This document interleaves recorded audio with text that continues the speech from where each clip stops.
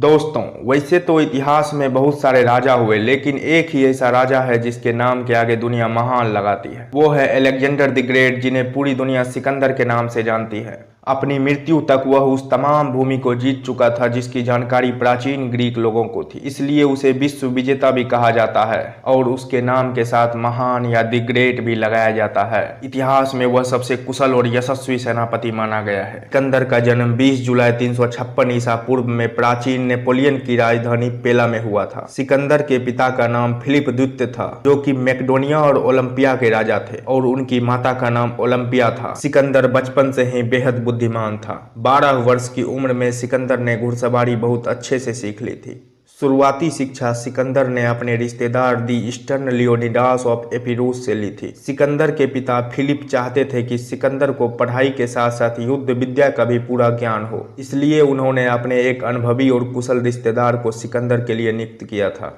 जब सिकंदर 13 साल के हुए तो उनके पिता उनके लिए एक निजी शिक्षक एरिस्टोटल की नियुक्ति की थी, जिनका नाम एरिस्टोटल था, जिन्हें भारत का अरस्तु भी कहा जाता है। वे एक प्रसिद्ध और महान दार्शनिक थे। अरस्तु ने सिकंदर को करीब 3 सालों तक साहित्य की शिक्षा दी, इसके साथ ही वाक पटुता भी सिखाई। वहीं सिकंदर जैसा प्रतिभाशाली व्यक्ति को निखारने का काम अरस्तु ने ही किया।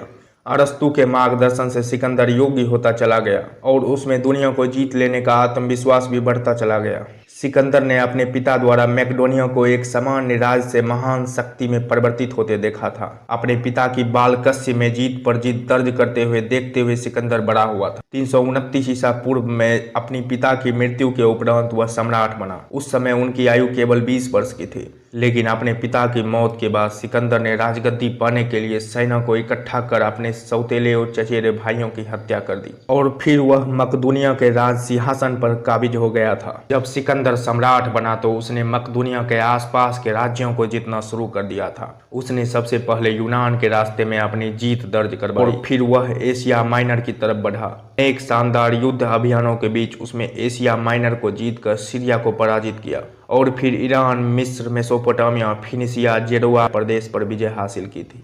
यह सभी क्षेत्र उस समय विशाल फारसी साम्राज्य के अंग थे, जो कि मिस्र, ईरान से लेकर पश्चिमोत्तर भारत तक फैला था। अगर सिकंदर की साम्राज्य की तुलना फारसी साम्राज्य से की जाए तो फारसी साम्राज्य सिकंदर के साम्राज्य से करीब 40 गुना ज़्यादा बड़ा था, जिसका शासक डेरियस था।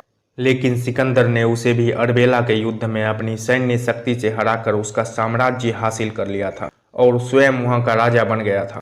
जनता का हृदय जीतने के लिए उसने फारसी राजकुमारी रुखसाना से विवाह कर लिया था। 326 ईसा पूर्व में यूनानी शासक सिकंदर ने भारत पर आक्रमण किया था। पंजाब में सिंधु नदी को पार करते हुए सिकंदर तक्षशिला पहुंचा।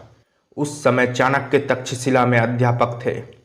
वहां के राजा आम्भी ने सिकंदर की अधीनता स्वीकार कर ली। चाणक्य ने भारतीय संस्कृति को बचाने के लिए सभी राजाओं से आग्रह किया, किंतु सिकंदर से लड़ने कोई नहीं आया और पश्चिमोत्तर प्रदेश के अनेक राजाओं ने तक्षशिला की देखा देखी सिकंदर के सामने आत्मसमर्पण कर दिया। इसके बाद पूरी दुनिया को जीतने का सपना देखने वाला सिकंदर फौरन तक्षशिला से होते हुए राजा पौरस के साम्राज्य की ओर बढ़ने लगा, जो झेलम और चेनाब नदी के बीच बसा हुआ था। राजा पौरस के राज्य पर हक जमाने के मकसद से सिकंदर और राजा पौरस के बीच घमासान युद्ध हुआ, तो राजा पौरस ने बहादुरी के साथ सिकंदर के साथ लड़ाई की, लेकिन काफ़ी संघर्ष और कोशिशों के बावजूद भी उसे हार का सामना करना पड़ा। वही इस युद्ध में सिकंदर की सेना को भी भारी नुकसान पहुंचा। आपको बता दें कि राजा पौरस को काफ़ी शक्तिशाली शासक माना जाता था। वही पंजाब में झेलम से लेकर चेनाब नदी तक राजा पौरस का राज्य था। युद्ध में पौरस पराजित हुआ, परंतु सिकंदर को पौरस की बहादुरी ने काफ़ी प्रभावित किया था, क्योंकि जिस तरह राजा पौरस ने लड़ाई लड़ी उसे देख सिकंदर दंग रह गए थे और इसके बाद सिकंदर ने राजा पौरस से दोस्ती कर ली और उसे उसका राज्य और कुछ नए इलाके भी दिए। दरअसल सिकंदर को कूटनीतिज्ञ समझ थी। आगे किसी तरह की मदद के लिए उसने पौरस के व्यवहारिक तौर पर दोस्ताना संबंध जारी रखे थे। उसके बाद सिकंदर की सेना ने छोटे हिंदू गणराज्यों के साथ लड़ाई की। इसमें कठ गणराज्य के साथ हुई लड़ाई काफ़ी बड़ी थी। आपको बता दें कि कठ जाति के लोग अपने साहस के लिए जानी जाती थी। सिकंदर ब्यास नदी तक पहुंचा, परंतु वहां से उसे वापस लौटना पड़ा, क्योंकि कठों से युद्ध करने के बाद उसकी सेना ने आगे बढ़ने से मना कर दिया था। सिकंदर पूरे भारत पर ही विजय पाना चाहता था, लेकिन उसे अपने सैनिकों की मर्जी की वजह से ब्यास नदी से ही वापस लौटना पड़ा था। पूरी दुनिया पर शासन करने का सपना संजोने वाला सम्राट सिकंदर जब बेबीलोन पहुंचे तो वहां उसे भीषण बुखार टाइफाइड ने जकड़ लिया। अंततः 33 वर्ष की उम्र में सिकंदर की मृत्यु हो गई। केवल 10 वर्ष की अवधि में इस अपूर्व योद्धा ने छोटे से राज्य का विस्तार एक विशाल साम्राज्य में कर लिया था। सिकंदर के मृत्यु के बाद जब उसकी अर्थी को ले जाया जा रहा था तब उसकी अर्थी के बाहर दोनों हाथ लटके थे, क्योंकि उसने मृत्यु से पहले कहा था, जब मेरी मृत्यु हो जाए मेरे हाथों को अर्थी के अंदर मत रखना। सिकंदर चाहता था कि उसके हाथ अर्थी के बाहर रहे। वह पूरी दुनिया को यह दिखाना चाहता था कि जिसने दुनिया को जीता, जिसके अपने हाथ में सब कुछ भर लिया, मरने के बाद वह हाथ भी खाली है। जैसे इंसान खाली दुनिया में आता है वैसे ही खाली जाता है, चाहे वह कितना भी महान क्यों ना हो।